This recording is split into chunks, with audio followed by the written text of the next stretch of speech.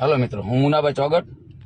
હમણાં થોડાક દિવસથી મારે એક મેટલ થઈ ગયેલી છે અને એ મેટલનો જવાબ હું આપતો નથી. મેટલ એવી છે કે ભાઈ, મેં એક 30 વર્ષની આપણા કોળી સમાજની દીકરીને મારા ઘરમાં બેસાડી છે અને મેં કાયદેસર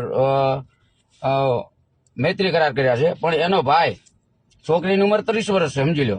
અને આવતીકાલથી બધા જવાબ હરેશ રાઠોડ જે બોલી રહ્યો છે ને, છોકરીનો ભાઈ, એના આવતીકાલે બધા જવાબ હું આપીશ. અત્યારે લગી સૂપ એટલે હતો કે ભાઈ આપણે કાંઈ બોલવું નથી.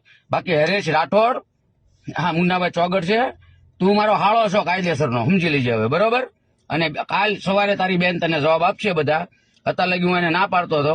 હરેશ રાઠોડ, હો, હવે આ મુન્નાભાઈ તારા બનેવી અને તું મારો હાળો, અને તું ફાડી નાખજો મને તારામાં તેવડ હોય ને તો, બરોબર? બાકી હું શું કરી શકું ને, તને ખ્યાલ છે ને, સમજી જો ને તું હરેશ રાઠોડ. અત્યારે લગી બહુ મેં તારું સહન કર્યું છે, બરોબર? હવે તું જોઈજે, કાંઈ તું એમ ન માનતો કે મુન્નાભાઈ તારી બીકથી કહી જાય. તારી બેને મને કીધું હતું કે તમે ના સામે રહો ને તો બાકી માથાકૂટ થાય, અને તમે એને મારો કે તમને કાલે વારે ઓલું થાય તો મારે સાંભળવાનું થાય.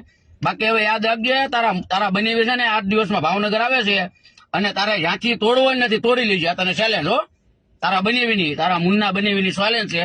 અને કાલે સવારથી તારી બેન તને જવાબ આપશે. હો, તારી બેન છે ને પાયલ રાઠોડ, મારી વેવો છે કાયદેસરની. હો, જા, તને ચેલેન્જ આપું છું, મારી બાયડી છે, મારી વહુ છે. અને હરેશ રાઠોડ, જ્યાંથી તોડવો ને તોડી લેજે. હો, તું તારી બેનને 5 લાખમાં કુંભારના ઘરે આપવા માંગતો હતો, વાણિયાના ઘરે દેવા માંગતો હતો, અને તારી બેનને 30 વર્ષની કરી. કેટલા વર્ષની? કોળીની છોકરીને તમે 30 વર્ષની કરો, શું થાય?